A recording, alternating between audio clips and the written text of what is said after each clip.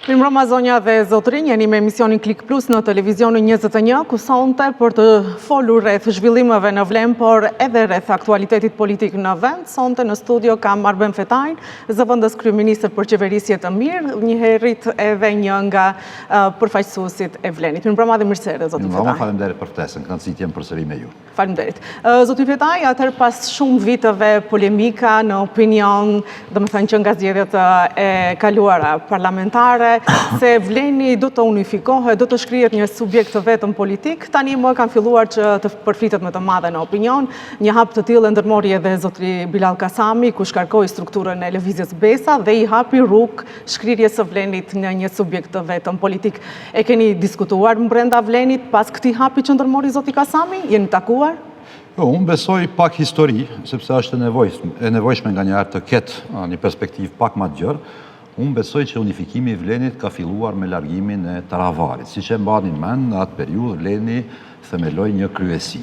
Vleni paraprakisht kishte edhe disa departamente apo sekretariate të bashkuara, siç është sekretariati për burime njerëzore, siç është sekretariati për komunikim me publikun. Pra Vleni është i bashkuar, Vleni është më unik se kur. Tash flasim për një proces tjetër. Po, për një subjekt tani flasim.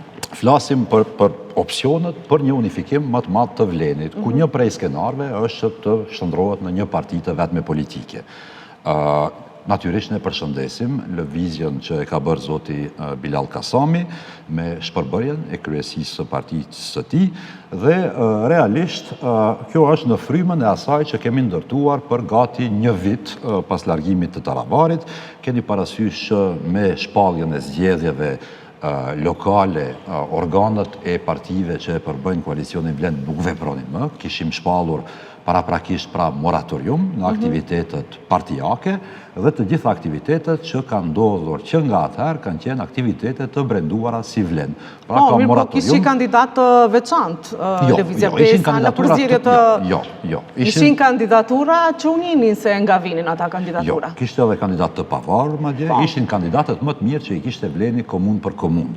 Nuk ishin kandidatura partijake, e thash ka patur moratorium, unë nuk e di që keni parë diku ndonjë lëvizje të partive që përbëjnë koalicionin Vlen, ngjarje e kështu me radhë, dhe kjo është në frymën e thash të asaj që kemi ndërtuar në vazhdimsi, që është unifikimi i Vlenit. Vleni e thash është më i bashkuar se kur, Vleni funksionon në mënyrë perfekte si në këto sekretariate që i përmenda, që është Kadroviku, PR-i, kryesinë e ngushtë e kështu me radhë, kemi takime thuajse javore dhe është një proces të cilin jemi duke e ecur bashkërisht me intensitet më të lartë, duhet të thuhet dhe kjo që nga nëntori e këndej. Zotri Fetaj, do me thëmë pas kësa iniciative që ndërmori zoti Bilal Kasami, të njëjtën e përshëndeti edhe zoti Izet Megjiti, po edhe ju tani në këtë studio për përshëndetet një vendim të tillë, madje zoti Megjiti bëri thirrje që shembullin e Kasamit ta ndjekin edhe subjektet të tjera. Çfarë në këtë drejtim? Po shemi, në këtë drejtim, unë e thash, për momentin, prej shpalljes së zgjedhjeve lokale, nuk ka patur aktivitete në nivel të partive politike. Ju i keni mbledhur antarët e këtij fraksioni tashës që jeni brenda Vlenit për ta diskutuar këtë çështje dhe për ju, zoti Fetaj, atëherë cili opsion është më i përshtatshëm? Udhëheqja, domethënë modeli me një lider të vetëm apo me rotacione? Po pyetja juaj është kontradiktore, sepse njëra nuk e përjashton tjetrën. Mund të jetë një kryesues, një kryetar i zgjedhur me rotacion, apo jo. Ky është një nga opsionet që diskutohet. Unë natyrisht që i kam mbledhur strukturat e mia, koordinator, funksionar, kryesinë e kështu me radhë dhe kemi diskutuar në vazhdimsi zhvillimet në kuadër të koalicionit drejt unifikimit pra të koalicionit Vlen.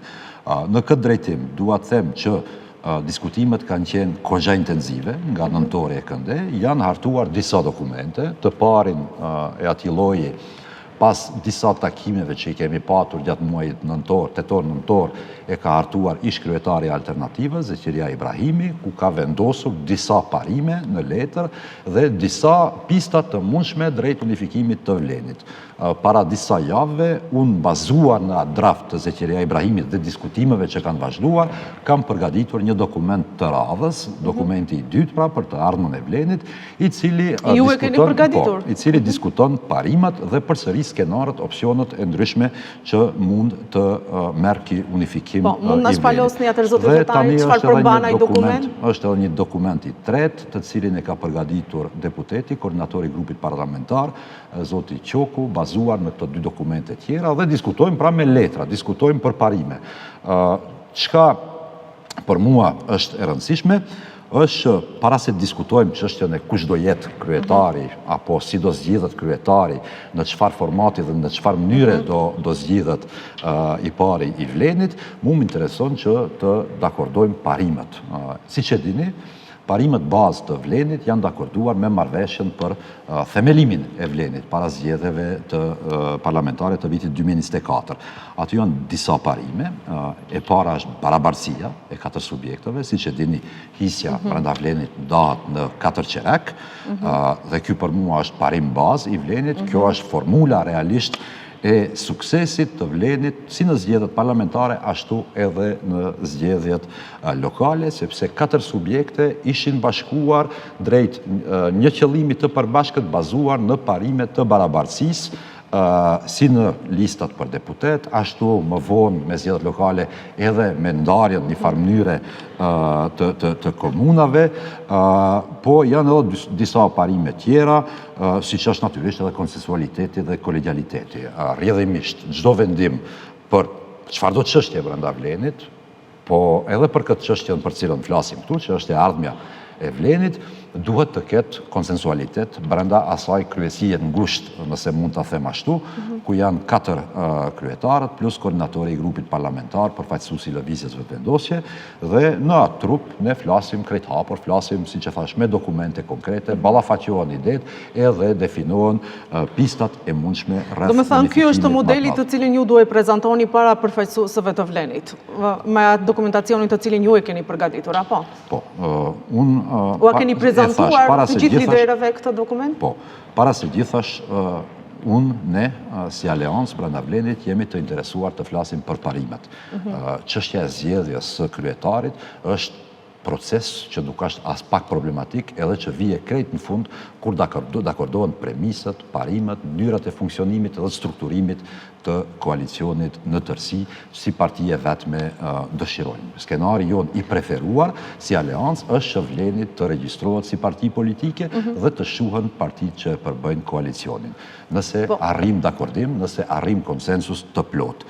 Çështja e zgjedhjes së kryetarit, e thash, është çështje dytësore. Për neve primare janë këto parime, mënyra e funksionimit, organizimit, strukturimit, po pastaj mund dalim të çështja krejt në fund e zgjedhjes së leadershipit. Po, mirë po, dikush duhet ta udhëheq Vlenin, zotri Fetau, në qoftë se merreni vesh për këto parime, të cilët tani i prezantuat, që me rëndësi është që të ndahet kulaçi në 4 pjesë, ashtu edhe siç jeni formuar, atëherë do të thotë kjo që jeni më afër idesë, modelit të rotacionit edhe të liderëve partijak?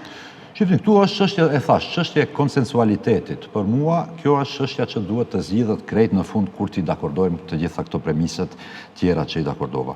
Unë nuk kam preferencë për një model apo tjetrin, është çështje që duhet të dakordohet në tavolinë, bazë dokumenteve. Po cilin do përkrani atëherë, pavarësisht nëse keni preferencë apo jo? Ju do të përkrani një model. Qoftë një lider, qoftë 2 ose rotacion. Secili prej 4-ve, aty është më i mirë se tjetri dhe nuk e shoh as pak problematik zgjedhjen e cilit do qoftë si kryetar i Vlenit nesër.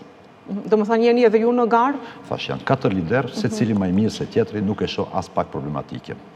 Zoti Sali, në këtë studio, madje dha disa opsione, ai njëkohësisht paralajmëroi edhe mundësinë e krijimit të një unioni, koalicioni ose partie politike, edhe ata me një vull dhe një përgjegjës, duke theksuar këtu edhe rolin e udhëheqësit kryesues. Ju e përkrani këtë opsion të zotit Bekim Sali? Ajo që thash, e dëshirueshme, ajo që neve na intereson është që Vleni të shndrohet në një parti politike, të regjistrohet, të shuhen partitë politike.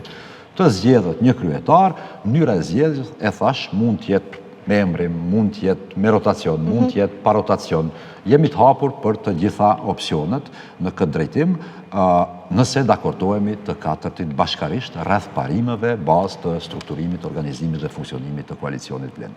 Po, zotëri Fetaj, në opinion ditëve të fundit u përfol që është arritur një marrëveshje mes zotit Izet Mexhiti, por njëkohësisht edhe me zotit Bilal Kasami, që Vleni të udhëhiqet me 2 lider, edhe atë nga zoti Mexhiti dhe zotri Kasami. Keni njohuri për këtë? Është diskutuar këtë çështje? Jo, as pak. Kjo nuk është diskutuar, nuk e di se nga i mirë në këto informata. I kemi lexuar, qarkulluar në opinion, madje kemi lexuar në për disa portale. Po shifni, tash portalet nuk janë morimi besueshëm me informatave, me gjas, unë mund them për atë që është e vërteta, në takimet që kemi, si koalicion Vlen, në nivel të liderëve apo kryesisë ngushtë, nuk është diskutuar, janë diskutuar shumë skenar, e thash, rotacion një kryetar, kryesie për bashkët presidencë, e kështu me radhë, edhe kjo me 2 bashkëryetar është diskutuar si një nga modelet e mundshme, por nuk ka asnjë vendim përderisa nuk e kemi dakorduar ne në nivel të kryetarëve këtë çështje. Ju do e përkranit në qoftë se ishte arritur një marrëveshje e tillë pa u njoftuar ju, pa u diskutuar brenda Vlenit, në qoftë se është arritur marrëveshje mes Kasamit dhe Mexhitit, në qoftë se ata dyja kanë zgjatur dora njëri tjetrit për një veprim të tillë?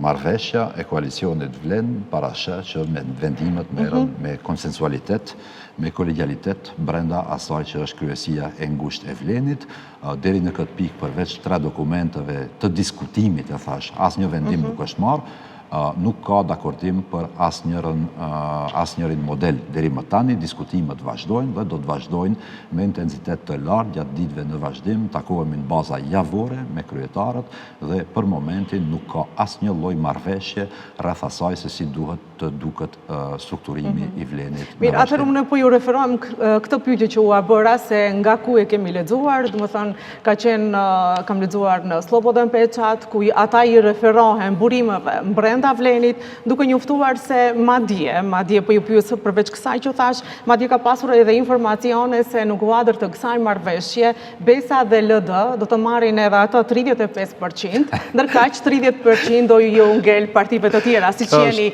ju Alternativa, madje edhe zotrit Qoku, që do të thotë ju do të ndani nga 10% hise në qeverinë në qoftë se bëhet një parti. Në rastin më të mirë është qesharake, në rastin më të keq është dashakeqje. Që do të thotë se ju nuk e përkrani, me që do të thotë që kjo, unë besoj që kjo është spin i BDI-s për të përçarë koalicionin Vleni. Vleni është i bazuar në premisën e barazismit midis 4 subjekteve, është një marrëveshje që është nënshkruar para zgjedhjeve të fundit parlamentare dhe që vlen deri në zgjedhjet e ardhshme dhe këtu natyrisht nuk mund të ndryshohet marrëveshja në mes të rrugës pa patur marrëveshje të re, e cila duhet të sillet me konsensualitet dhe kolegialitet brenda Vlenit. Çdo gjë tjetër është spekulim në rastin më të mirë, në rastin më të keq, e thash, është spin për të shkaktuar përçarje brenda koalicionit, duke minuar parimet bazë mbi të cilët është themeluar Vleni. Do me thënë, asnjëra nga këto nuk është e vërtet, ju këtyre burimeve unë që referohem. E çfarë në qoftë se, po mirë, zoti Vetau, çfarë në qoftë se del diçka nga krejt kjo që është përfolur në opinion? Edhe pse jemi ndëgjuar, ndoshta ka pasur raste që është përfolur dhe më pas prap ka ngelur ashtu siç ka qenë. Madje nëse i referohem këtyre burimeve thonë që Alternativa, ju dhe zotri Qoku, edhe ato do të vazhdoni së bashku si partner koalicioni, por brenda Vlenit. Partner brenda Vlenit. Kush është Vleni në atë rast? Qesharake. A shihni sa qesharake është? Këto janë spine. Ose përpjekje për të minu Vlenin, për të shkaktu përçarje brenda Vlenit. Vleni, e thash, është më i bashkuar se kur. Vleni vepron mbi bazën e barabartësisë midis 4 subjekteve, mbi bazën e kolegialitetit dhe konsensualitetit dhe këto janë parime bazë të cilat nuk guxon të preken. Mirë, unë po ju pyes edhe një herë hipotetikisht atëherë, po ju pyes, në qoftë se ndodh kjo dhe është kërkesë e zotit Mexhiti dhe zotit Kasami, atëherë ju si do veproni? Po kjo është spekulim. Mirë, si do veproni në qoftë se ata do të kërkojnë që të kenë hise më të madhe, në qoftë se jo nga 35% ashtu siç përflitet, në qoftë se do kenë nga 30%, ja po e them. Këto janë spekulime dhe unë nuk futem në interpretim të spekulimeve të portaleve të afërta me BDI. A do lëshoni pe në këtë drejtim përveç ofertës tuaj që i jepni për ndarje nga 4? E thash, është marrëveshja është marrëveshje nënshkruar midis 4 subjekteve e bazuar në barabarësi. Është marrëveshje që vlen deri në zgjedhjet e ardhshme parlamentare dhe unë nuk shoh që ka ndodhur ndonjë farë ndryshimi në skenën politike, në konstelacionin politik në vendin tonë që arsyeton apo imponon ndryshimin e parimeve të funksionimit të koalicionit vlen. Asgjë nuk ka ndryshuar që nga nënshkrimi i marrëveshjes dhe derisa të arrihet marrëveshje e re për pjesëmarrjen në zgjedhjet e ardhshme parlamentare. Po, madje në këtë studio, zotri Kasami një javë më parë, duke përmendur ato dhe duke ju referuar asaj se për të janë të përshtatshme të gjitha modelet dhe ai pajtohet me të gjitha modelet të cilët do të ofrohen në tavolinë, nuk e mohoi as bashkëqeverisjen e Vlenit me 2 lider. Po shifni, kur pajtohesh me gjitha modelet, ti nuk ke qëndrim. Unë nuk besoj që ka thonë zoti Bilali që pajtohet me gjitha modelet. Opcionet, tha mund të ketë një lider, mund të ketë 2, mund të ketë rotacione. Edhe unë e thash të njëjtën, janë disa skenar të mundshëm se si do duket bashkimi i Vlenit, janë vënë si ide disa mënyra të zgjedhjes dhe të përbërjes të asaj që është kryesi e Vlenit. Një nga opcionet ka qenë edhe një presidencë 4 antarëshe, brenda asaj është një opcion që të zgjedhet një kryesues apo një kryetar në mesin e 4 të barabartëve. Ka edhe ide të tjera, idetë janë të mirë se ardhura, por në një moment të caktuar duhet të dakordojmë parimet, duhet të dakordojmë strukturimin, organizimin dhe në fund të dalim të çështja e zgjedhjes së të parit. Po, keni lënë të një takim, zotri Fetaj, se kur do të uleni në tavolinë të gjithë liderët e Vlenit për ta diskutuar këtë çështje? Kemi vazhdimisht, çdo javë kemi takime javore. Kemi takime javore për funksionimin e Vlenit, të qeverisë në tërësi, për çështje administrative, organizative, e kështu me radhë, po dhe për çështje si kjo e të ardhmës së Vlenit, ku diskutohet në baza javore si pikë e rendit ditës. Kur pritet, atëherë keni caktuar një afat se në këtë periudhë të caktuar duhet që t'i përmbyllim të gjithë çështjet dhe Vlen të shkrihet në një subjekt të vetëm politik? Nuk kemi caktuar afat të ngurtë rreth unifikimit të Vlenit, është proces të cilin duhet ta kalojmë. Nuk është proces i lehtë, sepse janë 4 parti politike me 4 struktura nga kryesia qendrore e deri në nëndeg. Secili kryetar bën konsultimet e veta me strukturat e veta, duhet ta kuptojmë që proceset të tilla kanë ndodhur edhe në vende perëndimore. Në Holand, për shembull, janë në proces të unifikimit Partia e Gjelbër me Partinë Socialdemokrate. Është proces që sipas partive holandeze në fjalë merr spaku 1 vit e gjysmë. Ka patur edhe raste tjera në Spanjë, në shumë shtete të Bashkimit Evropian, ku proceset tilla kanë marrë 1 deri në 2 vite. Ne kemi filluar të flasim për unifikim dhe... Që para 2 viteve? Jo, realisht pas zgjedhjeve lokale. Pas zgjedhjeve parlamentare? Tha që në zgjedhjet lokale do shkojmë me një lider, me një subjekt të vetëm do ketë shkrirje dhe pastaj e haruar. Bëhet fjalë për disa, më pak se 1 vit realisht, që nga largimi i Taravarit, nga koalicioni, është përshpejtuar kjo dinamika e definimit të së ardhmës së Vlenit. U aliroi rrugën Taravari?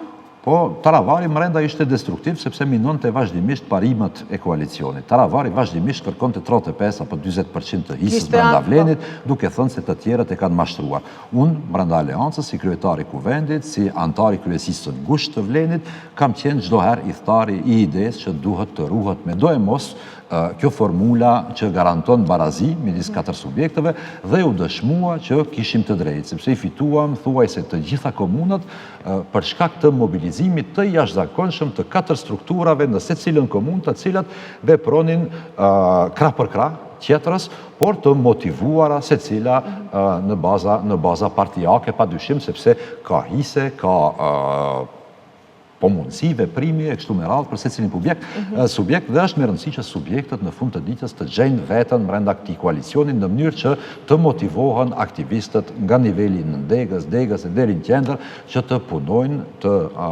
kontribuojnë për forcimin e koalicionit. Kishte ambicie Taravari për të parin e Vlenit? Po nuk është diskutuar, edhe atëherë është diskutuar, po asnjëherë nuk janë konkretizuar idetë, asnjëherë nuk ka patur propozime në letër, ka ngelur në nivel të muhabeteve, në nivel të thashethemeve dhe unë si pjesëmarrës në takimet e kryesisë së ngushtë të Vlenit, ku ishin kryetarët +1, asnjëherë nuk e mbajnë mend që kemi diskutuar konkretisht për unifikim të Vlenit. Diskutimi për unifikim të Vlenit ka filluar pas largimit të Taravarit dhe krijimit, themelimit të kryesisë së Vlenit nga partnerët.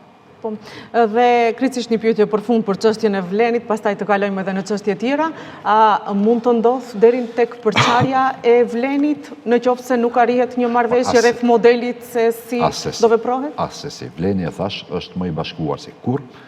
Çështja e rrugtimit ton të mëtejmë nuk përbën asnjë dilemë. Të gjithë besojmë që Vleni duhet unifikuar, duhet forcuar dhe natyrisht bazuar në këto premisa që janë kolegialiteti, barazia, konsensualiteti, jam i bindur që shpejt do gjejmë mënyrën më të mirë të mundshme për funksionim të më tutjetshëm, i cili garanton angazhim të barabartë të 4 subjekteve në ndërtimin e Vlenit të së ardhmës.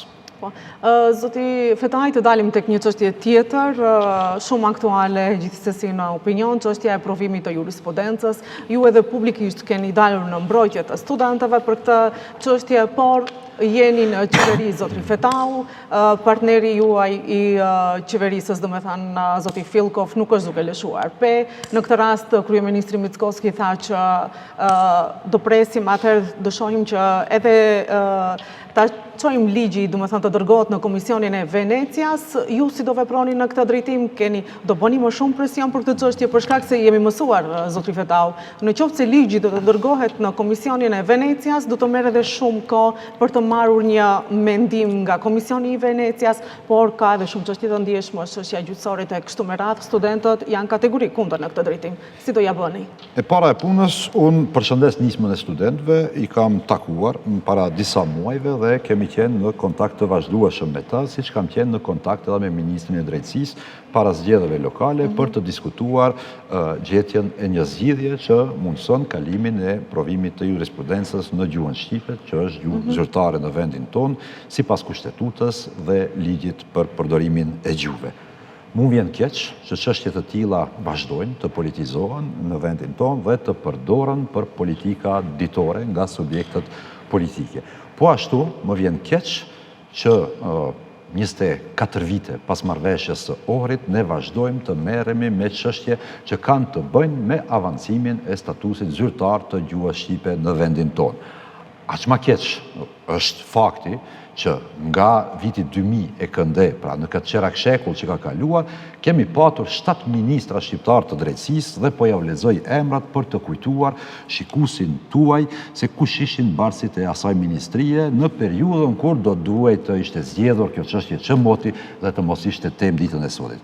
Ministra të drejtësisë nga viti 2000 deri më tani Igjet Mexhiti, Ismail Dardhishta, Bilen Salii, Blerim Bexheti, Adnan Jashari, Valdet Xhaferi, Krenar Lloga. 7 ministra shqiptar kanë qëndruar në atë ministri dhe nuk e kanë parë të rrugës të rregullojnë një problem bazik, një çështje administrative që është kalimi i një provimi në gjuhën shqipe, siç e kemi bërë ne për shembull, ministri im Azir Aliu e ka rregulluar çështjen e konkurseve në Agjencionin e Administratës, i cili organizohet në gjuhën shqipe me kërkesë të aplikantëve. Po mirë, zotëri Fetau, kushtetuta e definon shumë mirë, edhe në një paragrafi 2, edhe në një 2 paragrafi 5, që në të gjitha institucionet e vendit, qoftë edhe provime, qoftë edhe gjithçka referohet të gjuhës anëtare. Sigurisht, është çështje administrative, e thash. Po shqiptarët në këtë vend duhet shtrojnë pyetje se pse nuk është zgjidhur kjo, se kjo kushtetutë dhe këto nene që po i përmend ju janë amandamente që janë bërë pas hyrjes në fuqi të marrëveshjes së Ohrit në vitin 2001, apo kjo kushtetutë është nga viti 2002. Nga viti 2002 e thash kemi patur 7 ministrat shqiptar të drejtësisë, asnjëri nuk e ka parë të rrugës të zgjedhë këtë çështje. Rrjedhimisht ata njerëz dhe ata subjekte të cilët i kanë pas këta ministra nuk kanë të drejtë të flasin për këtë çështje. Në nivel të qeverisë jemi duke punuar në zgjidhjen e kësaj çështje, e cila është, e thash, një çështje administrative që duhet të zgjidhet, të gjendet zgjidhja më e mirë ligjore që mundson që provimi për jurisprudencë të kalohet edhe në gjuhën shqipe, bazuar në bazuar në kushtetutën dhe ligjin për përdorimin e gjuhëve. Ka patur disa takime gjatë javës që e lam pas dhe më duket edhe sot, në nivel të qeverisë për fshirë edhe me ekspert të së drejtës kushtetuese për të parë se cilat intervenime duhet të ndodhin në kuadër të ligjit për provimin e jurisprudencës në mënyrë që të hapet mundësia e kalimit të tij në dy gjuhë zyrtare të këtij vendi që janë gjuha maqedone dhe gjuha shqipe sipas normativës son kushtetuese dhe ligjore. Defekti i ligjit aktual është që ai nuk parashë se në cilën gjuhë duhet të organizohet provimi i jurisprudencës dhe deduktimi që vjen nga kjo është që ai me automatizëm duhet të bëhet në gjuhën maqedone. Po askund nuk shkruan që ai duhet të bëhet në gjuhën maqedone dhe askund nuk përjashtohet një gjuhë tjetër. Tash, e thash, këto ditë do ketë takime intenzive ndërmjet pushtetit politik dhe botës akademike dhe do gjejmë një zgjidhje rinit tjetë, kjo çështje do zgjidhet me mirëbesimin më të madh brenda koalicionit. Kryeministri ka folur qartë, kryeministri ka thënë që kushdo që kërkon që provimin e jurisprudencës ta kaloj në gjuhën e tij anëtare, cila është në gjuhë zyrtare në këtë vend, duhet t'i jepet ajo mundësi. Po, mirë po, doli me qendrim tjetër, zoti Mickoski, ku tha që duhet të shqyrtohet mirë ligji për jurisprudencën dhe i njëjti të dërgohet edhe në Komisionin e Venecias. Mbase edhe do të dërgohet, këtë do ualëm, domethënë, ekspertëve të së drejtës kushtetuese. Në vendin tonë keni parasysh që e kemi për shembull në Jeton Shasivari, i cili është profesor i drejtës kushtetuese dhe zëvendës antar i komisionit, zëvendës antar i Maqedonisë së Veriut në Komisionin e Venecias dhe i njeh proceset. Ne e kemi konsultuar, po e konsultojmë në vazhdimësi dhe besoj që shumë shpejt do gjendet një zgjidhje. Cilën ide për krahas të Shasivari? Si?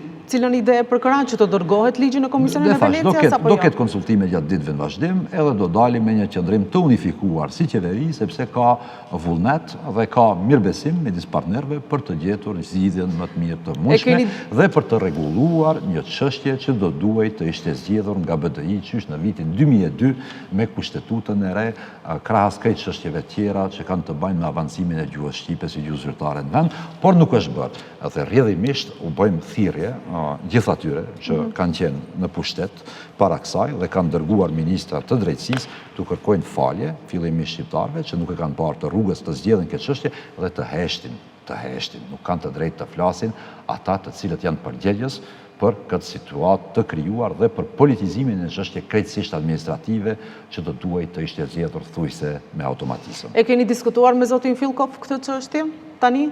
Pas këtyre polemikave që u bën opinion, pas zënkave të zotit unë gjatë javës që shkoj isha jashtë dhe zëvendës kryeministri i parë Bekim Sali ka patur komunikim me ministrin e drejtësisë. Unë me ministrin e drejtësisë e pata diskutuar këtë çështje qysh në, domethënë, vitin e kaluar para zgjedhjeve dhe ai u pat zotuar se do e rregullojmë këtë çështje pikërisht për provimin e jurisprudencës pas zgjedhjeve lokale në mënyrë që çështja mos të politizohet. Tash zoti Fillkov duket se është tërhequr pak nga zotimi i tij i dhënë para zgjedhjeve lokale, ndoshta për arsye të politikës ditore, po unë përsëri u baj thirrje të gjithë faktorëve që mos politizojmë një çështje që është çështje puro administrative dhe që duhet të zgjidhet me mirëbesim, me konstruktivitet midis partnerëve të koalicionit, sepse nuk bëhet fjalë për diçka që del jashtë kushtetutës, nuk bëhet fjalë për diçka që del jashtë ligjit për përdorimin të gjuhëve.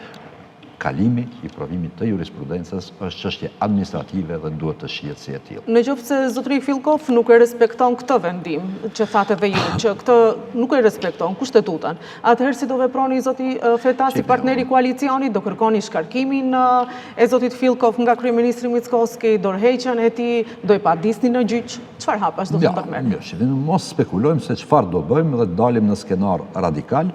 Unë besoj që këtu e marrë për garancë vullnetin e kryeministrit, gjë që është më e rëndësishme se sa vullneti i cili do antar tjetër të qeverisë, nëse ka vullnet nga ana e kryeministrit dhe nga subjektet që e përbëjnë këtë koalicion politik, do ketë zgjidhje dhe nuk do ketë nevojë që të dalim në kësi skenar alarmist me kërkim dorëheqje apo sulme ndërmjet kolegëve të koalicionit. Po, mirë po, zotri Kasami tha që zoti Fillkov e bën këtë përpik politike për shkak se është pjesë e rikonstruimit të qeverisë dhe ai do ndrohet dhe nuk do vazhdojmë më të udhëheq me këtë dikaster. Unë përsëri e thash, nuk e kam shprehi të futem në spekulime, përderisa mandatari në këtë rast kryeministri, nuk dorëzon emrat e ministrave të cilët do të preken nga rikonstruimi i qeverisë i cili do ndodhë në pranverë. Unë nuk spekuloj se ky apo ai ministër duhet largohet, sepse i kam kolegë dhe nuk dua të futem në kësi lojra.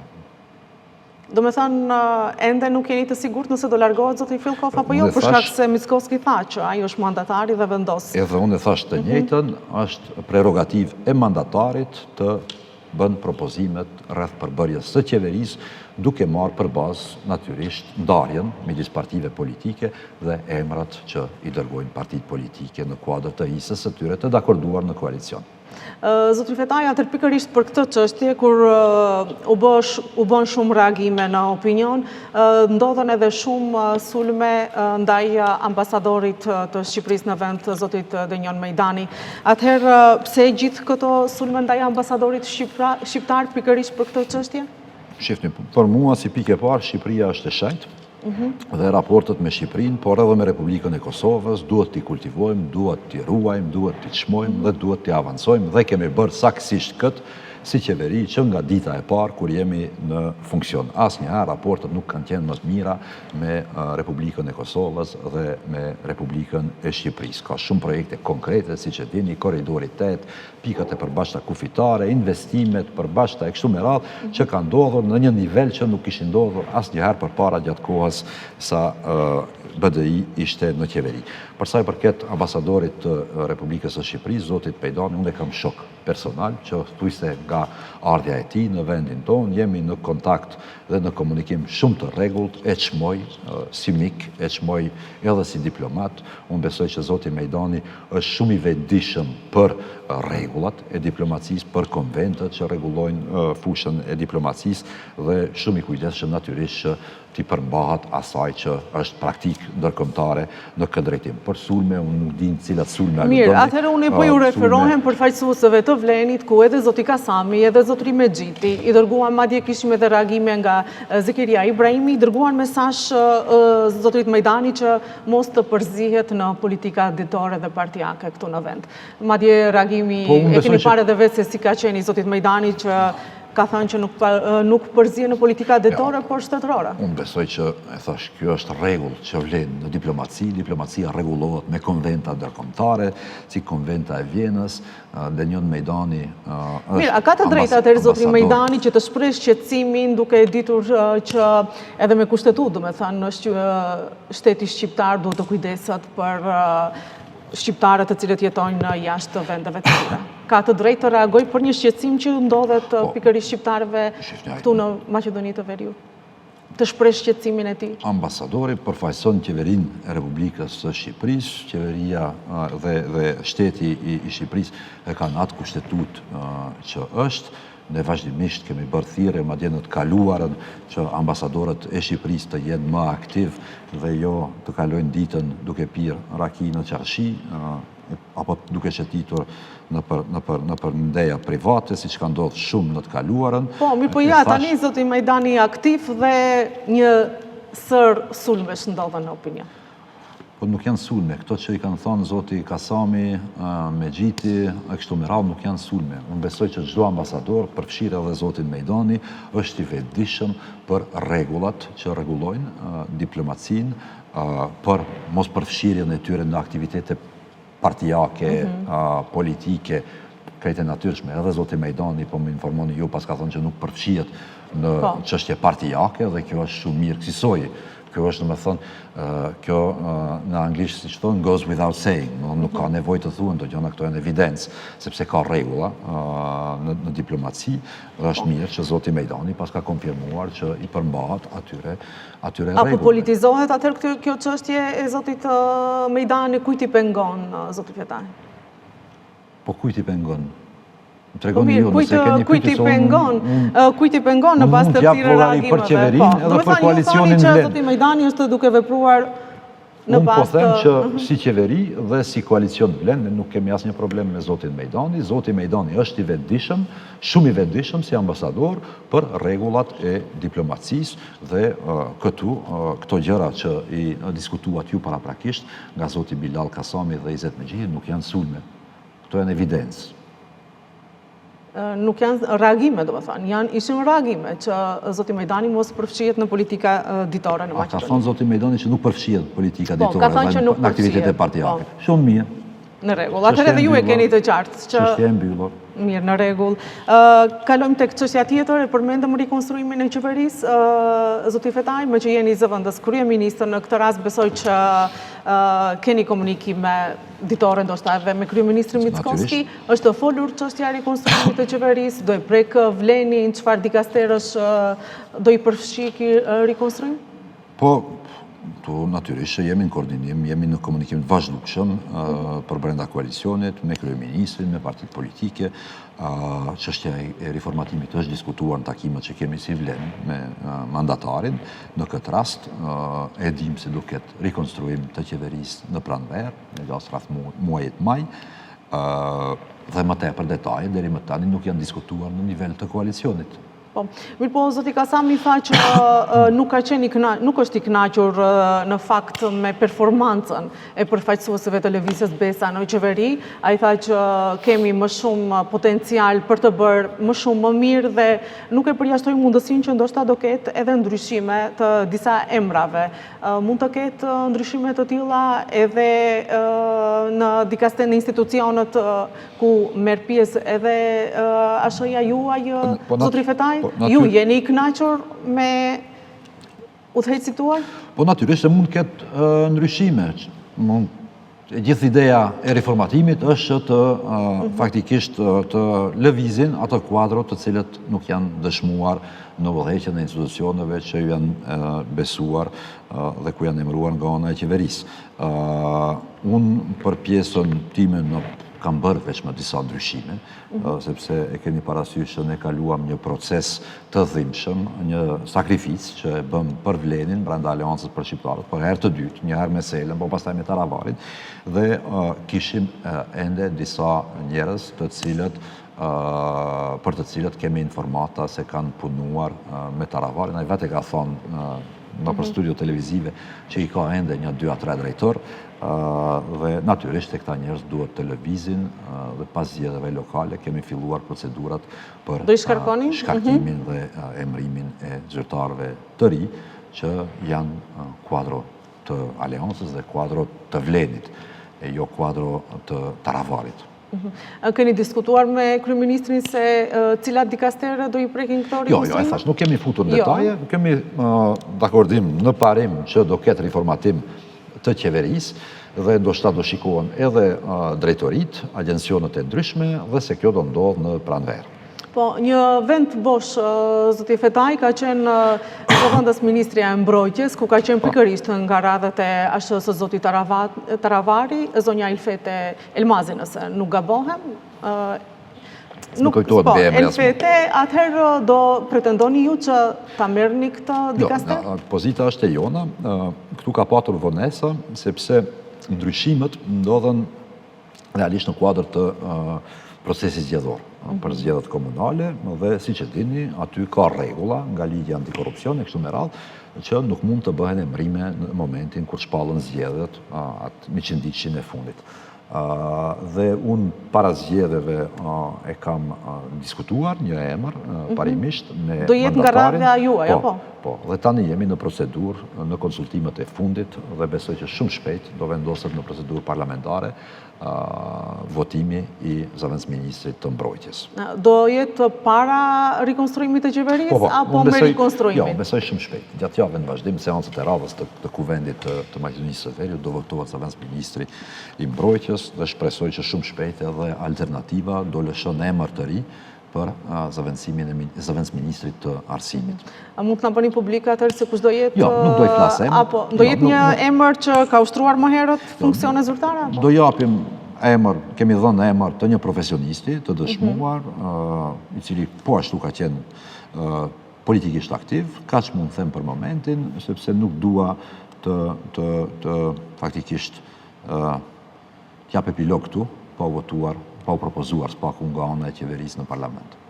Në përgjithësi, jeni i kënaqur me performancën e vlenit në qeveri?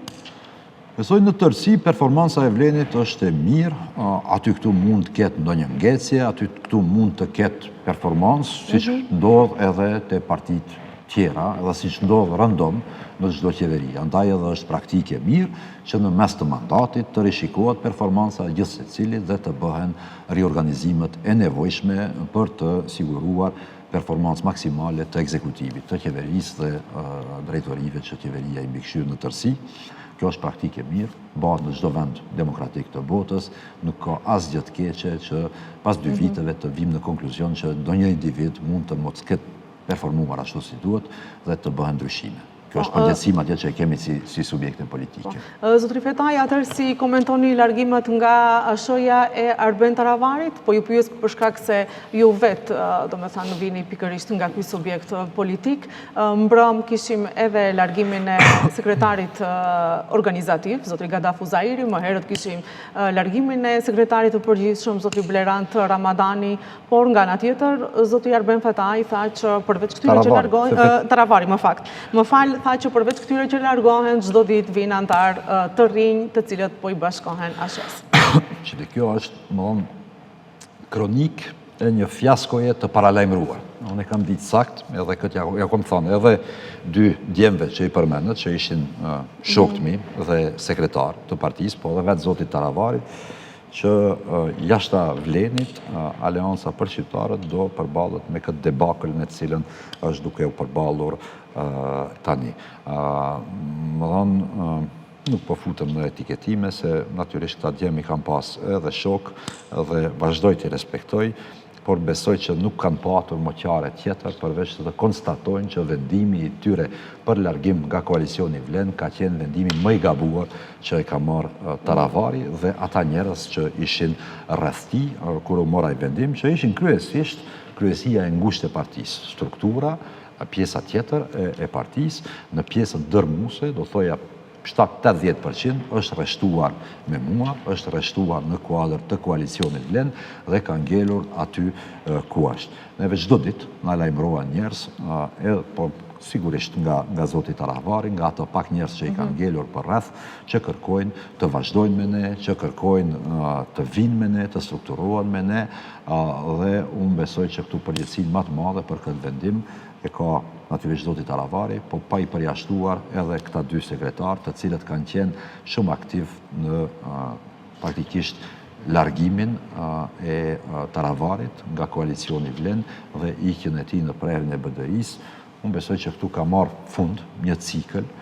Besoj që zoti Taravari, kur i largohen të gjitha ata njerëz që e kanë nxitur të bëjë atë koalicion me BDI-n, sepse janë përballur me dështimin, janë përballur me një fiasko të vërtet, duhet të nxjerrë konkluzionet dhe të largojë edhe veten nga udhëheqja e asaj që i ka mbetur aty. Ndryshe besoj që... Mirë, do jetë kongresi i ASH-s të Taravarit dhe zoti Taravari tha që edhe largimi i strukturës, do më thanë, do jetë pjesë për t'i hapur edhe kongresit të ardhshëm. Mund këta persona të cilat i përmenda, zoti Gadaf Uzairi dhe Blerant Ramadani, t'ju bashkojnë juve më konkretisht? Shqipni, kjo është çështje që duhet të diskutojmë me strukturat nga ku rrjedhin këta djem. Njëri vjen nga Tetova, tjetri nga Saraj. Madje njëri ishte edhe kandidat i ASH-s. Njëri ishte kandidat i dështuar për kryetar komune, është joshur, natyrisht, me këtë kandidatur atëherë, duke besuar se me votët e BDI-s mund bëhet kryetar i Sarajit. Duhet në këtë drejtim me thash të flas me strukturën time në Saraj, të flas me strukturën time në Tetov dhe të shoh nëse të njëjtit janë të pranueshëm për strukturat. Keni bërë përpjekje për të biseduar me zotin Blerant Ramadani që më herët për shkak se u largua nga ASH? Jo, me asnjërin as tjetrin më herët nuk kam bërë përpjekje sepse të dytë kanë qenë të bindur dhe kanë qenë ndër sponsorët kryesor të ikjes së Taravarit në BDI, të prishjes së koalicionit Vlen, rrjedhimisht që ka dështuar sepse struktura e Aleancës për Shqiptarët qëndroi në Vlen. Këtë e kam ditur unë, këtë e ka ditur edhe Taravari, por e kanë ditur edhe këta personët në fjalë, të cilët janë njohur me pozita, sepse kemi bërë sondazh. Këtu ndoshta nuk e kam thënë publikisht më herët, po Taravari pa të kërkuar nga Bashkimi Bakiu që të bën një sondazh. Bashkimi Bakiu është bukmekeri, është analisti i partisë, ish kryetar i qendrës analitike. dhe për të matur disponimin e strukturës së Aleancës për Shqiptarët, votuesit së Aleancës për Shqiptarët për të shkuar me BDI-n, dhe nga i sondazh ka dalë qartë që 70% e strukturës tonë, e votuesit tonë, nuk e shet të pranueshme në asnjë mënyrë bashkëpunimin me BDI-n, vetëm 2% ishin prononcuar për bashkëpunim me BDI-n, me një 27-8 që nuk kishin qëndrim, po 70% ishin kundër çfarë do lloj bashkëpunimi me BDI-n, dhe kjo konfirmon që struktura e thoni që ajo Aleancës për 70% ngeli me ju dhe nuk shkojnë me zërit arabare. Natyrisht, spaku 70%. Edhe vetë votuesi e ka dëshmuar. Më thonë, votat, nëse i mirëni krahasoni rezultatet e partive politike nërmjet dy cikleve zgjedhore, pra atë parlamentar dhe këtë lokal, e shihni që në AKI me Taravarin ka rënje prej 30.000 vota më duket, ndërsa Vleni ka një rënje shumë më të butë, që është krejt normale sepse pjesëmarrja në zgjedhjet parlamentare krahasuar me ato lokale dallon dhe rrjedhimisht edhe VMRO-ja edhe gjitha partitë në mënyrë e kanë një ullje të daljes dhe të votës lokale. Unë besoj që kemi ruajtur thuajse saktësisht votat tona nërmjet dy cikleve zgjedhore, ndërsa AKI për shkak të ikjes së Taravarit atje dhe faktikisht murit që ndërtuan strukturat tona nuk arriti të ngrejë thuajse as pak vot në anën e BDI-s, madje pati edhe kundër efekt sepse aty u zhdukën mbi 30.000 vota. Po, si ju ecin punët rreth bashkimit të ASH-ve, rreth iniciativës së deputetit Ilir Demiri, keni biseduar, jeni ullur? Ka patur kontakte, kontakte të vazhdueshme me deputetët e aleancave, vjen keq ta them në shumës. Të zotit Zjadin Sela dhe Taravari. Jemi bërë disa grupe, është për keqardhje që 2 ish lider të partisë na kanë sjellë në këtë drejtë ku jemi 3 aleanca më dhe qytetari votuesi nga njëherë e ka të vështirë të kuptoj se kush është aleanca, po ajo që është më rëndësi për mua është që votuesi e ndjek linjën e aleancës, ka vazhduar të përkrah masivisht koalicionin Vlen, është dëshmuar kjo me vota, vend votim për vend votim. Dhe si ecin punët në këtë drejtim? Këtë drejtim, qeveria, pushteti jonë ka dëshmuar që ka shumicë absolute prej 2/3. Dhe keni parë votimet në parlament në lidhje me zgjedhjen e avokatit popullit, në lidhje me ligjin për kundërvajtje, Safe City, në gjuhë popullore. Kemi edhe shumicë prej 2/3, kemi edhe shumicë të badinterit, rrjedhimisht nuk na duhet për vota askush.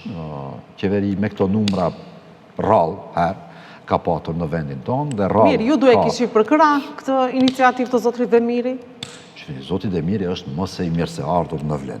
Mëse i mirë se ardhur, si që janë të mirë se ardhur edhe deputetet tjerë të aleancave, të Selës. Mirë, zoti Demiri nuk e bën këtë për t'i afruar më afër Vlenit deputetet e ASH-s, por për t'i bashkuar. Unë nuk du të futem në komentime, vlerësime të asaj se çfarë bën zoti Demiri. Apo e bën këtë? Kemi patur, kemi kontakte, unë përkrah nismën e tij, sepse edhe zoti Demiri, njëjtë si që kanë bërë edhe 2 sekretarët e Taravarit që i përmendët më herët, kanë ardhur në konstatim se bashkëpunimi i aleancës me BDI-n është gjë e gabuar, nuk pranohet nga votuesi, nga struktura e aleancës për shqiptarët dhe se vendi i aleancës për shqiptarët është antipod i BDI-s. Po, zoti Fetaja, keni diskutuar atëherë, keni folur me zotin Ilir Demiri për shkak se ai për momenti po vepron si deputet i pavarur që të bëhet pjesë e grupit parlamentar të Vlenit? Unë jam takuar me zotin Demiri, kemi kontakt të vazhdueshëm, po vazhdojmë diskutimet, po nuk kemi folur diçka konkrete ende në këtë drejtim. Mund t'ju bashkojt juve, për shkak se ju them juve si Arben Fetaj, për shkak se është më afër. Qjalëm kohës të shohim se si do zhvillohen gjërat, e shihni ka shumë zhvillime, ka ikje të përditshme nga krahu i Taravarit, përfshirë figurat më të larta që e kanë dërguar në BDI, ka lëvizje edhe në anën e Selës, po ka edhe lëvizje midis atyre dyve, sepse shumë shpejt besoj edhe çështja e vulave të aleancës për shqiptarët do merr epilogun e saj në gjykatën e Tetovës dhe varësisht nga kjo mund të ndodhin edhe rikonfigurime të reja, riorganizime të reja dhe thash çdo deputet që është rreshtuar gabimisht në periudhën paraprake, kundër vullnetit të aleancës për shqiptarët dhe të strukturave të aleancës për shqiptarët, është mirë se ardhur nëse e pranon që ka gabuar dhe se vendi i tij është në Vlend e jo në BDI. Po, kur jemi të ashët, po ma shënë në zjetë Selës, si keni raportet? Keni raporte, zoti Fetau, me që tani ajo u Jo, me largua Zjadin nga... Selën ka një kohë gjatë që nuk kam patur kontakte, në periudhën kur Zjadin Sela... Si Vlen e kam qëllim? Ka njerëz që janë takuar, kanë biseduar me të, unë personalisht jo, nuk kam kontakte me Zjadin Selën për spaku 3-4 vite, sepse njëti ka dashur të më përjashton nga Aleanca për Shqiptarët, për njëjtët arsye që i kemi parë edhe me Taravarin, që ishte që unë isha kundër çdo herë në bashkëpunimin me BDI-n, ai me krenar Llogën atëherë kishin vendosur të shkojnë në BDI, sot e keni parë që edhe krenar Lloga ja ka kthyer shpinën Zjadin Selës, po ashtu sekretari i partisë apo çka ishte, njeriu më i afërt, unë e shoh që këto dy figura tragjike, Zjadini dhe Arbeni, janë me të vërtet figura tragjike, sepse njerëzit më të afërt që i kanë dërguar të gabojnë, i kanë dërguar në rrugë të gabuar, sot ja u kthejnë shpinën dhe i lënë krejt të vetmuar, duke treguar kështu për një fund as pak të hishëm politik për këta dy njerëz, të cilët kanë patur potencial, por që nuk kanë ditur të ruajnë konsistencën dhe faktikisht i përmbahen vijës ideologjike të Aleancës për Shqiptarët, që është antipodi BDI-s. Votuesi jonë, struktura jonë dhe ata të BDI-s janë si uji me vajin. Ata mund t'i fusësh bashkë me një vend, po nuk përzihen, nuk e pranojnë miksitetin midis tyre dhe historia më tashmë e ka dëshmuar 2 herë radhazi për një periudhë shumë të shkurtë kohore që çfarëdo bashkëpunimi i strukturës së ASH-s, i SPDSH-s me BDI-n mund të rezultojë vetëm në një fiasko, është dëshmuar disa herë tashmë. Po, zoti Fetaj, të kalojmë atëherë tek një çështje tjetër, është pikërisht ligji për përfaqësim të drejtë dhe adekuat. Kishim një mendim nga Komisioni i Venecias, mirë po në anën tjetër pat edhe shumë çështje ku duhet të intervenohet, vërejtjet e Komisionit të Venecias, keni arritur që të intervenoni, ta përmirësoni ligjin me gjitha vërejtjet e Komisionit të Venecias dhe kur të njëjtin do e dërgoni në kuvend? Po, është e vërtet që ka patur mendim të Komisionit të Venecias, sepse qeveria ka kërkuar një gjë të tillë në qershor, kur e kaluam projekt ligjin në qeveri. Ky ishte dakordimi paraprak në nivel të liderëve, konkretisht ndërmjet Taravarit dhe kryeministrit, dhe unë është dashur të ndjek këtë proces të dakorduar politikisht. Neve na ka ardhur radha në dhjetor në Komision të Venecias për të mbrojtur projekt ligjin ton dhe për të pranuar mendimin final të Komisionit të Venecias, i cili ka ardhur pak para festave në dhjetorin e kaluar. Pas asaj, pas periudhës së festave, unë e kam thirrur përsëri grupin e punës 2 apo 3 herë dhe kemi bërë disa intervenime që janë intervenime të vogla kryesisht, që nuk ndryshojnë frymën e ligjit, që nuk ndryshojnë masat e ligjit, madje e forcojnë në disa elemente dhe besoj që në këtë fillim javë do marr komentet finale të grupit të punës në draftin që e kam dorëzuar, që është drafti final të ejtën apo të premtën e kaluar, dhe pas asaj do ulemi me kryeministrin, do e dakordojmë versionin final që e lëshojmë pastaj përsëri në procedurë qeveritare, sepse ashtu është rendi, duhet të miratohet përsëri si projekt ligj, sepse ka pësuar ndryshime, dhe pas asaj Ku ishim më shumë vërejtjet? Po shifni, vrejtjet e Komisionit të Venecias ishin rreth balancimit të parimit të meritokracisë me atë të përfaqësimit të drejtë dhe adekuat. Kishte vrejtje po ashtu rreth sanksioneve të mundshme në rast të konstatimit të falsifikimeve, të dokumenteve të njerëzve që aplikojnë për konkurse në sektorin publik. Ishin disa vrejtje që kishin të bënin me rregullimin më detaj të nenave të ligjit, veçanërisht për shembull te çështja e trupit koordinues që do themelohet në nivel të qeverisë, të kryesuar nga zëvendës kryeministri i parë me gjas, ku do jem edhe unë aty si zëvendës kryeministër për qeverisje të mirë, ministri i administratës publike, financave, e kështu me radhë, botës akademike që duhet përfaqësohet aty, dhe çështjet të tjera, më të vogla, të cilat i kemi diskutuar me grupin e punës, me profesorët, dhe jemi tashmë krejt në fazën e fundit, e thash dita ditës sot, nesër, pas nesër mund të vije drafti final, i dakorduar në kuadër të grupit punues dhe pastaj të vazhdojmë me procedurën qeveritare dhe më tutje procedurën parlamentare për miratimin përfundimtar të ligjit në kuvend. Po, Kryeministri Mickoski në këtë drejtim tha që punësimet do të bëhen në bazë të meritokracisë dhe jo në bazë të etnisë, për shkak se ju referua edhe ligji, duke thënë që edhe ligji e mundëson një gjë të tillë. Nga ana tjetër kemi shumë vërejtje nga opozita, doja jepni në dorëzim opozitës për ta parë edhe një herë ligjin? Unë besoj që duhet të qartësojmë mirë konceptet. Përfaqësimi i drejtë dhe adekuat. Nuk thuhet rastësisht i drejtë dhe adekuat. I drejtë, pjesa e drejtë i referohet, siç e dini, meritokracisë. Kur kërkohet një jurist, duhet punësohet një jurist. Jo të punësohet një mjek apo një stomatolog, apo jo. Kur kërkohet një mjek në anën tjetër, duhet punësohet mjeku, e jo ekonomisti. Kjo është parimi i meritokracisë. Përfaqësimi adekuat është parimi tjetër që synon që administrata publike në vijim me marrëveshjen e Ohrit, në përputhje me kushtetutën pas marrëveshjes së Ohrit, të jetë përfaqësuese e komuniteteve që jetojnë në vendin tonë dhe janë të listuara në preambullën e kushtetutës. Këto dy koncepte duhet të martohen mes vete dhe këtë e ban projekt ligji për përfaqësim të drejtë dhe adekuat. Në mënyrë që një parim mos të cenon tjetrin. Madje, meritokracia është edhe si parim në lidhje me përfaqësimin e drejtë dhe adekuat në vetë marrëveshjen e Ohrit. Thotë që përfaqësimi i drejtë duhet të sigurohet duke respektuar rregullat bazë që rregullojnë funksionimin e administratës publike në aneksat e marrëveshjes së Ohrit. Këto koncepte nuk janë definuar. Ky ligj do duhej të ishte sjellur në vitin 2003, nuk e kanë bërë, neve na ka rahiset, i rregullojmë këtë çështje, siç duhet ta rregullojmë edhe çështjen e provimit jurisprudencës, njëjtë siç e thash, që do duhej të ishte zgjidhur 20 vite më parë. Kemi pak durim, bëhet fjalë për disa javë, kur kemi pritur një çerek shekull, BDI-n të rregullon këtë punë, nuk i ka rregulluar, kemi durim edhe disa javë, edhe do shihni që do kemi zgjidhjen më të mirë të mundshme. Meritokraci, përfaqësimi i drejtë nuk janë antagonike. Ato duhet të respektohen njësoj. E thash, nëse duhet të punësohet një jurist shqiptar, duhet të zgjidhet juristi më i mirë në mesin e shqiptarëve, apo jo.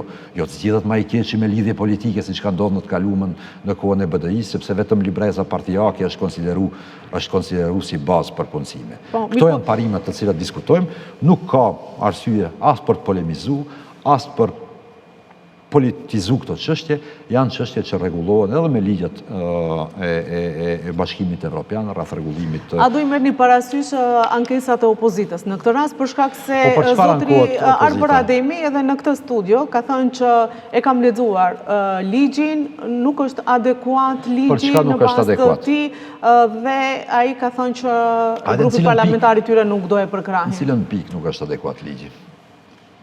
Edhe në bazë të kompetencave, edhe në bazë të përfaqësimit të drejtë e kështu me radhë. Ankesat e zotit... Po duhet të specifikohet kritika. Është krejt në rregull që opozita të ketë vrejtje, të ketë kritika, po opozita duhet të vije me fakte, me argumente. Unë, kur thonë ju ligji nuk është adekuat, nuk e kuptoj kritikën. Në çfarë drejtimi nuk është adekuat. Zoti Arber Ademi kishte një sër kritikash, besoj se ato dua japin edhe në kuvend, kur do jetë ligjin para deputetëve. A do i merrni parasysh reagimet e tyre në qoftë se kanë bazë? Ne duam që opozita të luajë rolin e vet si opozitë konstruktive, të vijë me zgjidhje, jo vetëm me probleme, jo vetëm me politizime, me polarizime të jetës politike në vend siç kemi parë. Keni aty, një grup parlamentar që është skajshmërisht jo legjitim një farë mënyre për të folur për këto çështje. Keni aty njerëz, ish ministra drejtësisë e kështu me radhë, që kanë patur gjithë kohën e botës për 22-23 vite për të rregulluar këtë çështje, nuk i kanë rregulluar. Kritika është e mirë se ardhur. Po kur ti ke mund të rregullosh një çështje, nuk e ke bërë dhe tash vjen dhe kritikon qeverinë e re, unë besoj që kjo nuk është as e ndershme, nuk është as moralisht e pranueshme dhe rrjedhimisht nuk i marrin fort për bazë kritikat e tyre, sepse janë kritika dashakeqe që duhet të fillojnë ata duke drejtuar gishtat të ish ministrat e tyre, që kanë patur mundësin, kanë patur kohën për të rregulluar këtë çështje, po nuk kanë qenë të interesuar, sepse atyre u ka interesuar vetëm tenderi dhe asnjëherë rregullimi i çështjeve për të cilat kanë marrë votë nga shqiptarët. Zotëri Feta, ju jeni më kompetent për këtë çështje dhe në këtë drejtim pikërisht, atëherë me largimin e balansuesit, këtë bëshëllak deri më tani, si është bërë për llogaritja e punësimeve në të gjitha institucioneve? Numrat flasin për vete, besoj e keni parë raportin e fundit të Avokatit Popullit, ombudsmanit, i cili tregon për një rritje të përfaqësimit të drejtë dhe adekuat, për sa i përket shqiptarëve konkretisht, përmirësim të përfaqësimit të drejtë dhe adekuat, dhe në pjesën shqiptare ka rritje për 1%. Numrat e fundit të Avokatit Popullit tregojnë se përfaqësimi i shqiptarëve në institucione në raportin për vitin 2024 për publikuar 2025 tregon se përfaqësimi qëndron tani në shkallën prej 21.5% krahasuar me 20.5% në kohën sa BDI ishte në pushtet. Pra edhe pa balancerin ka përmirësim të përfaqësimit të drejtë dhe adekuat, sepse kjo është çështje e vullnetit politik për momentin, përderisa nuk e kemi ligjin në fuqi, në kuadër të koalicionit qeverisës, ku vazhdon dhe zbatohet përfaqësimi i drejtë dhe adekuat në të gjitha konkurset, thuajse në sektorin publik, keni parë edhe konkurset në Ministritë Mbrojtjes, ku bardhëzi thuhet që rekrutimet duhet të jenë në përputhje me parimin e përfaqësimit të drejtë dhe adekuat, vetëm për të marrë një shembull. Po, zotëri Sali, jemi në fund të emisionit, atëherë zotëri Fetaj, më falë se 2-3 herë po ngatroj emrat, atëherë rreth çështjes, përshojmë se zoti Mickoski rreth integrimit europian po kërkon edhe garanca, edhe nga Brukseli, mirë po, edhe nga Bullgaria, kishim deklarata më herët edhe nga pala bullgare, të cilët shprehin edhe shqetësimet e tyre, atëherë ju jeni duke bërë si qeveri shqiptare në këtë rast, si partner koalicioni shqiptar, presion deri te kryeministri Mickoski që kjo çështje mos të ketë garanca, por të ketë presione, që të zgjidhet sa më shpejt. Për shkak se po shihet edhe mirë, është e qartë që çdo gjë rruga drejt eurointegrimeve është e bllokuar në këtë rast. Po, nuk është e vërtetë që çdo gjë është e bllokuar. Unë besoj që është duke bërë shumë punë në aspektin e integrimit evropian, siç e dini, kemi pasur prej fillimit ministrin e integrimit evropian, tani kemi edhe ministër të integrimit evropian që njëkohësisht është edhe zakonski kryeministri i parë që ka ngritur edhe nivelin e atij portofoli brenda qeverisë. Unë besoj që qeveria është duke treguar për kushtimin e jashtëzakonshëm për të dëshmuar rezultate të forta, të prekshme në lidhje me agjendën e reformave që kemi me Bashkimin Evropian. Ishin takimet që mbahen në baza javore në kabinetin e kryeministrit, me ministrat përgjegjës, me drejtorët e kështu me radhë. Çështja tjetër pastaj me Bullgarinë është çështje politike e cila kërkon zgjidhje të dakorduar midis palëve, është çështje e dialogut, është çështje e mirëbesimit. Prej ditës së parë qëndrimet janë ato që i përshkruani edhe ju, dhe unë këtu më thonë duhet të shohim pak edhe zhvillimet në Bullgari, ku ka patur jo stabilitet të jashtëzakonshëm në nivel politik, zgjedhje të përsëritura shumë herë, prej kur kemi filluar si qeveri e re. Unë besoj që do vjen një periudhë gjatë muajve në vazhdim, kur do intensifikohen kontaktet dhe do gjejmë një zgjidhje për të tejkaluar këtë pengesë të fundit që e kemi për hapjen e negociatave në Bashkimin Evropian. Po, dhe krejtësisht për fund, zotëri Fetaj, atëherë jeni të informuar rreth asamblit të ri muzikor në Tetov, i cili u hap paralelisht edhe me orkestrën kamertale të manastirit. Para zgjedhjeve, zotëri Fetaj u hapë 23 vende pune, pikërisht për ansamblin e Tetovës dhe 22 për, nëse nuk gabohem, në manastir. Në manastir u realizuan pas zgjedhjeve, ndërkaq që këto vende pune humbën për ansamblin e Tetovës. Jo, nuk humbën, aty është mirë që po e ngritni këtë çështje. Drejtori i ansamblit në Tetov është, më thonë, kuadër i joni, dhe unë e kam ndjek personalisht këtë çështje. Aty ka ngecur procedura i hapjes së konkurseve para shpalljes së zgjedhjeve për arsye puro administrative. Ai konkurs do rishpallet dhe ato vende pune do plotësohen shumë shpejt. Do të thënë nuk është humbur konkursi, do ketë konkurs të ri? As pak. Mund drejtoni pyetje direkt te drejtori, zoti Qamili, i cili do ua konfirmon këtë që e thash. Ka patur kur do kemi hapjen e konkursit të ri? Besoj po shumë shpejt, për disa javë mund të ketë hapje të konkursit, përsëritje të konkursit në ansamblin e Tetovës. Mirë, zotëri Fetaj, atëherë faleminderit shumë për kohën që ndatë. Faleminderit juve, ishte kënaqësi. Faleminderit, televizionistët të nderuar, ju falenderoj edhe juve për vëmendjen, mirupafshim.